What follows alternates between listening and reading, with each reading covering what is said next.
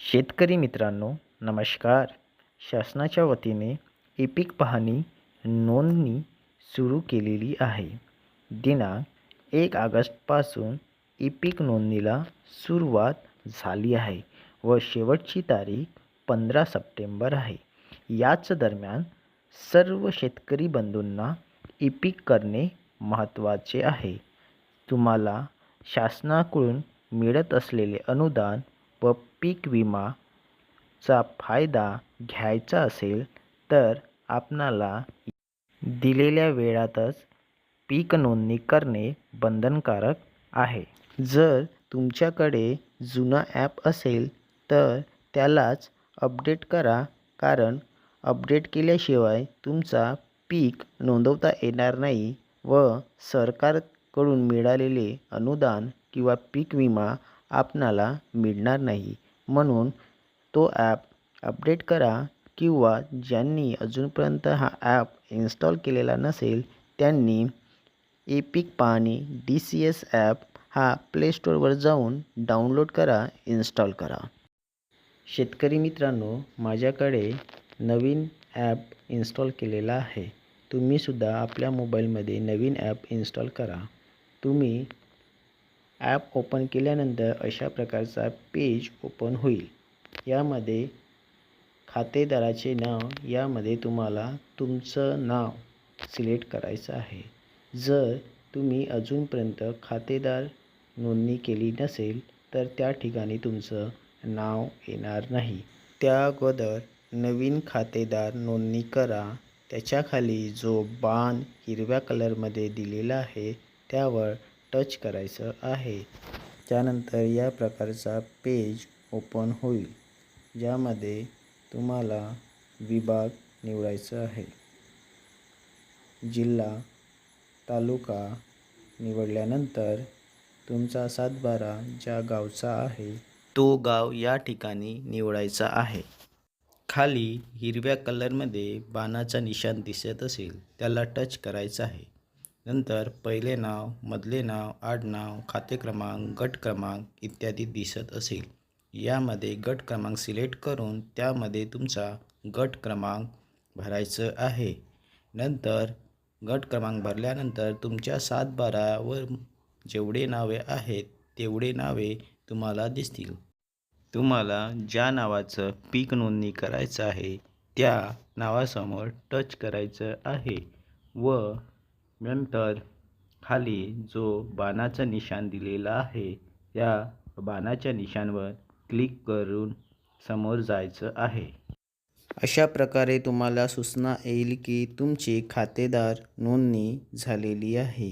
हे पीक नोंदणी नसून फक्त तुमची प्राथमिक नोंदणी आहे.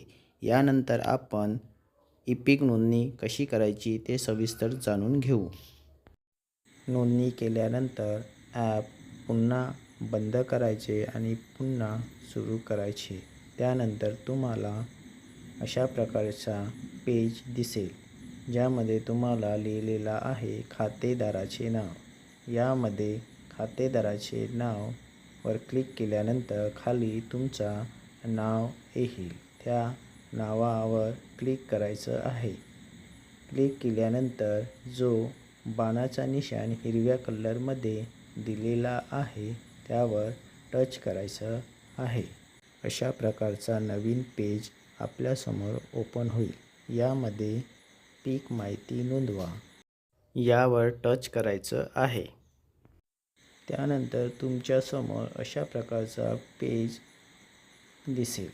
यामध्ये सर्वात वरती खातेदाराचे नाव व तारीख ते तुम्हाला दिसेल.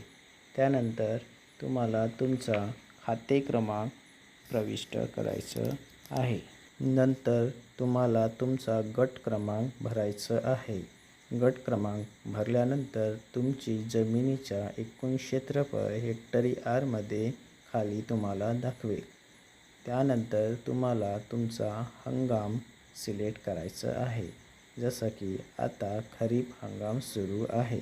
आपले पीक नोंदणी ही खरीप हंगामासाठी करायची आहे. नंतर पिकाचा वर्ग सिलेक्ट करायचा आहे. यामध्ये निर्भर पीक, मिश्र पीक, पॉली हाऊस पीक, शेडनेट हाऊस पीक असे ऑप्शन दिलेले आहे.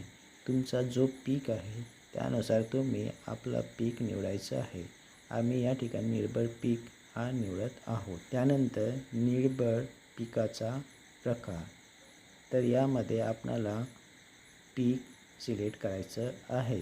त्यानंतर पिकांची झाडांची नावे, तर यामध्ये आमच्या प्रदेशात भाताची लागवड करत असल्यामुळे आम्ही या ठिकाणी धान, साळ, भात हा क्षेत्र निवडत आहोत. तुम्ही तुमच्या क्षेत्रामध्ये कोणता पीक घेता व तुमच्या जमिनीमध्ये कोणता पीक आहे त्यानुसार तुम्ही तुमच्या पिकांची निवड करा. यानंतर जलसिंचनाचे साधन तुमच्या जवळ जे काही आहे ते तुम्ही दाखवा. त्यानंतर सिंचन पद्धती, यामध्ये ठिबक सिंचन, तुषार सिंचन, प्रवाही सिंचन असे सिंचन दाखवलेले आहे. तुमचा जो लागू आहे तो तुम्ही या ठिकाणी दाखवा. त्यानंतर लागवडीचा दिनांक आपणाला दाखवायचा आहे. यात परे भरल्याची दिनांक या ठिकाणी नमूद करायची आहे. यानंतर आपणाला किमान आधारभूत योजनेअंतर्गत विक्री करायची आहे का यासाठी होय करायचं आहे व पुढे जायचं आहे. नंतर अशा प्रकारची विंडो ओपन होईल. यामध्ये तुमच्या शेतीचा नकाशा तुम्हाला दिसेल आणि तुमचा लोकेशनसुद्धा तुम्हाला या ठिकाणी दिसेल. खाली अद्ययावत करा व पुढे जायचा ऑप्शन आहे. यामध्ये तुम्ही पुढे जा या बटनावर क्लिक करून समोर जायचं आहे. त्यानंतर तुम्हाला छायाचित्र 1 व छायाचित्र 2 अशा 2 फोटो काढून घ्यायचे आहेत.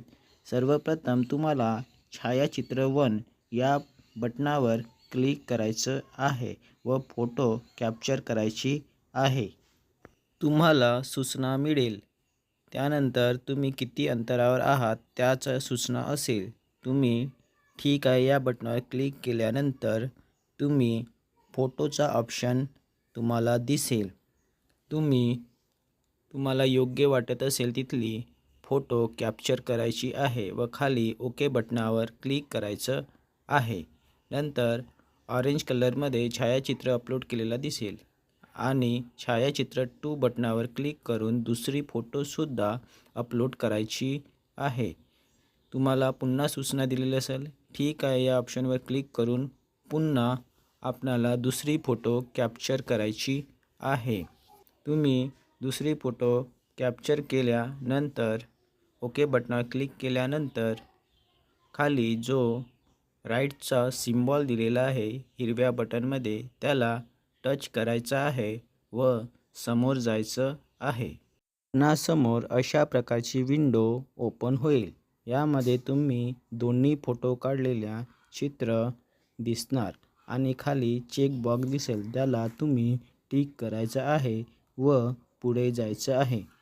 तुम्हाला एक सूचना मिळेल. तुम्ही जर योग्य पद्धतीने ई पीक केले असाल तर तुमची माहिती साठवली आणि अपलोड झाली असा मेसेज येईल. जर तुम्हाला तुमच्या पिकांची नोंदणी पाहायची असेल तर बाजूला असलेल्या पिकांची माहिती पहा या टॅबवर टच करायचा आहे. तुम्ही जेव्हा टच कराल तेव्हा तुमच्यासमोर अशी विंडो ओपन होईल. यामध्ये तुम्ही भरलेली संपूर्ण माहिती दिसेल आणि सोबतच तुमच्या पीक पाहणी नोंदणी रजिस्ट्रेशन करताना काही दुरुस्ती करायची असेल तर पुढील 48 तासामध्ये तुम्ही दुरुस्त करू शकता अथवा नष्ट करू शकता, पण ते 48 तासामध्येच होईल. अशा प्रकारे ऑनलाईन पद्धतीने ई पीक नोंदणी करता येईल. जर तुम्हाला व्हिडिओ आवडला असल्यास चॅनलला सबस्क्राईब करा, व्हिडिओला लाईक करा आणि शेअर करा. धन्यवाद शेतकरी मित्रांनो.